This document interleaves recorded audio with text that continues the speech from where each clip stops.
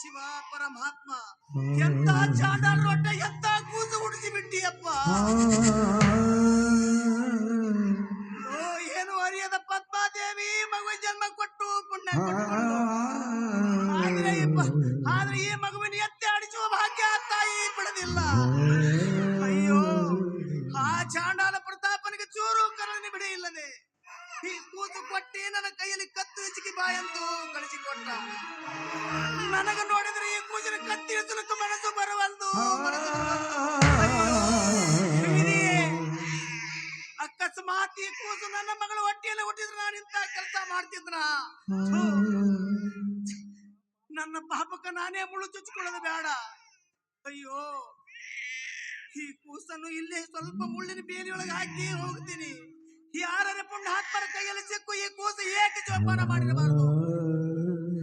ಅಯ್ಯೋ ಮಗು, ಅಯ್ಯೋ ಮಗು, ನಿನಗೆ ಇಲ್ಲೇ ಮುಳ್ಳಿನ ಬೇಲಿಯೊಳಗೆ ಹಾಕಿ ಹೋಗ್ತೀನಪ್ಪ. ನಿನಗೆ ಯಾರು ಒಯ್ಲಿತ್ತಮ್ಮ. ಅಯ್ಯೋ ಕಂದ,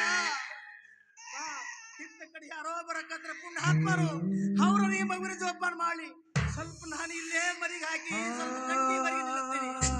ನಡಿಯಪ್ಪ ಮಗು, ಕಂದ ನಡಿಯಪ್ಪ ಮಗು, ನಿನ್ನ ಬಿಟ್ಟು ಹೋಗ್ತೀನಪ್ಪ. ಅಯ್ಯೋ ನಡಿ ಕಂದ.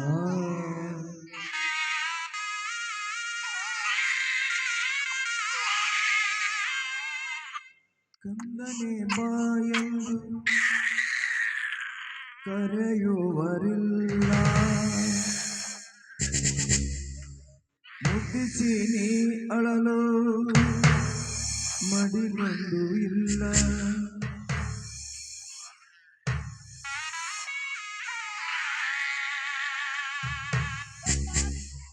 ಈ ಬಾಳಲಿ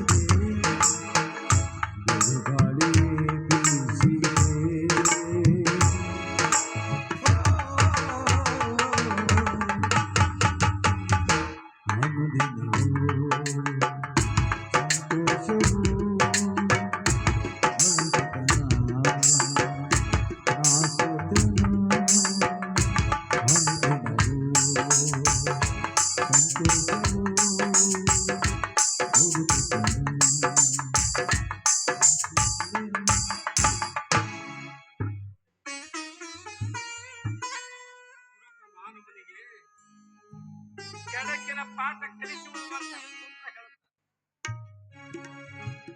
ಈ ಕುಡಿತವನು ಎಲ್ಲರೂ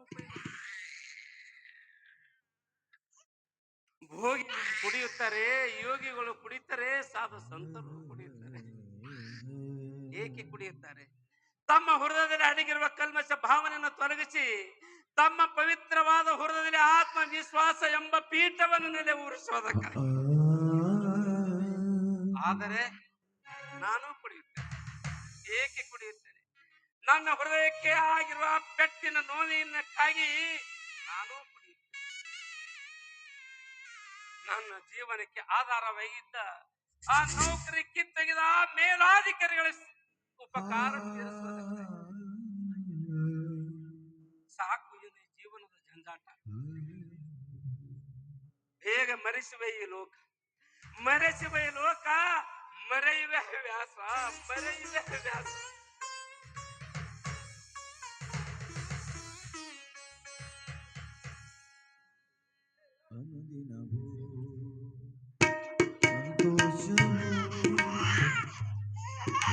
ಕವಿ ನಾ ಸೋತೆನೋ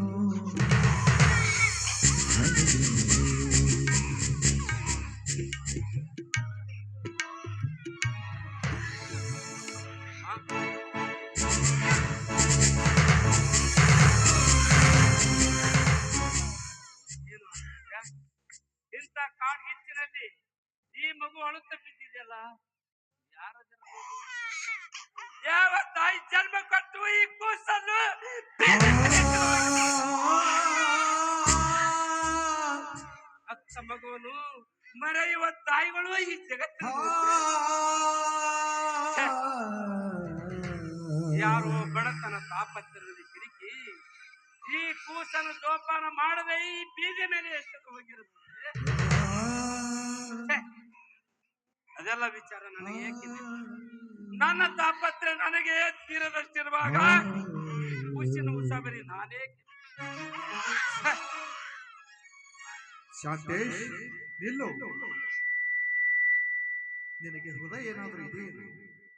ಪಾಪ ಬೇಲಿಯಲ್ಲಿ ಹಚ್ಚುಗೂಸು ಹಾಲಿನಲ್ಲಿ ಒಂದೇ ಸವನೆ ಅಳುತ್ತಿದೆ. ಅದನ್ನು ನೋಡಿ ಕೂಡ ಮುಟ್ಟದೆ ಹಾಗೆ ಹೊರಟಿದೆಯಲ್ಲ, ನೀನು ಒಬ್ಬ ಮಾನವನೇನೋ? ಅಳುವ ಕಣ್ಣನ್ನು ಎತ್ತಿಕೋ ಶಾಂತೇಶ್, ನಿನಗೆ ಪುಣ್ಯ ಬರುತ್ತದೆ. ಸಾಕು ಮುಚ್ಚು ಬಾಯಿ. ಕಪಟವಿದೆಯೇ? ಈ ನಿನ್ನ ನಾಟಕವನ್ನು ಬಂದು ಮಾಡು. ಹಸುಗೂಸನ್ನು ಎತ್ತಿಕೊಂಡು ಹೋಗಿ ನಾನು ಯಾವ ಪಾಪ ಕಟ್ಟಿಕೊಳ್ಳಲಿ? ಯಾವ ವ್ಯಭಿಚಾರಿ ಹತ್ತು ಬಿಟ್ಟು ಹೋದ ಕೂಸೋ ಇದು? ಇದನ್ನು ತೆಗೆದುಕೊಂಡು ಹೋಗಿ ನಾನ್ಯಾವ ಛಲ ಸಾಧಿಸಬೇಕಾಗಿದೆ? ನೋ. ಪಾಪಿ, ನೀನೊಬ್ಬ ಓದಿಕೊಂಡ ವಿದ್ಯಾವಂತನಾಗಿ ಇಷ್ಟೇನೋ ನೀನು ಕಲಿತ ನೀತಿಯ ಪಾಠ?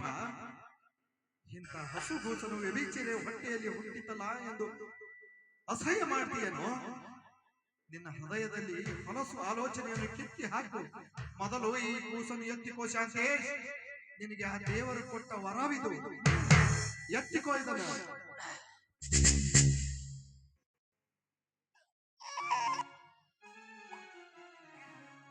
ನಿಜ, ಈ ಸುಂದರ ಕೂಸು ಸೂರ್ಯನಿಗಿಂತಲೂ ಪ್ರಕಾಶವಾಗಿ ಹೊಳೆಯುತ್ತದೆ. ನನ್ನೆರಡು ಕಣ್ಣ ಅಳಬೇಡ ಕಂದ. ನಿನ್ನ ಹಡೆದ ನಿನ್ನ ತಾಯಿ ಮಹಾ ಪುಣ್ಯವಂತಪ್ಪ, ಮಹಾ ಪುಣ್ಯವಂತೆ. ನನ್ನ ತಂಗಿ ವಿದ್ಯಾ ಮಕ್ಕಳಿಲ್ಲದೆ ದಿನನಿತ್ಯ ಕೊರಗುತ್ತಿದ್ದ. ಈ ಮಗುವನ್ನು ಎತ್ತಿಕೊಂಡು ಹೋಗಿ ನನ್ನ ತುಂಗಿ ಉಡಿಯಲ್ಲಿ ಹಾಕುತ್ತೇನೆ. ಅವಳಿನ ಬಾಳಿನ ನಂದಾ ದೀಪವಾಗಲಿ. ಈಗ ಈ ಮಗುವನ್ನು ನನ್ನ ತಂಗಿಗೆ ಒಯ್ದು ಒಳ್ಳೇದು. ಅಳಬೇಡ ಕಂದ, ಅಳಬೇಡ.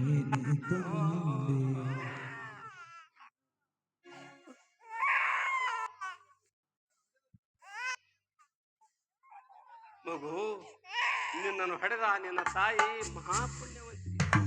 ಇಂಥ ಕಂದನನ್ನು ಹೆತ್ತು ನನ್ನ ಉಡಿಯಲ್ಲಿ ಹಾಕಿದಾಳಲ್ಲ, ಆ ತಾಯಿಗೆ ಕೋಟಿ ಪುಣ್ಯ ಬರಲಿ ಮಗು, ಆ ತಾಯಿಗೆ ಕೋಟಿ ಪುಣ್ಯ ಬರಲಿ. ಅದಿಯಲ್ಲಿ ಬಿದ್ದ ನೀನು ನಾಳೆ 4 ಜನಕ್ಕೆ ಬುದ್ಧಿ ಹೇಳುವ ಸಜ್ಜನನಾಗು ಮಗು, ಸಜ್ಜನನಾಗು. ಇದುವೇ ಆ ದೇವರು ಕೊಟ್ಟ ವರ. ಈ ವರವನ್ನು ಇಂದು ನಾನು ತೆಗೆದುಕೊಂಡು ಹೋಗಿ ನನ್ನ ತಂಗಿ ಉಡಿಯಲ್ಲಿ ಹಾಕಲೇಬೇಕು. ನೀನೆ ತಂದೆ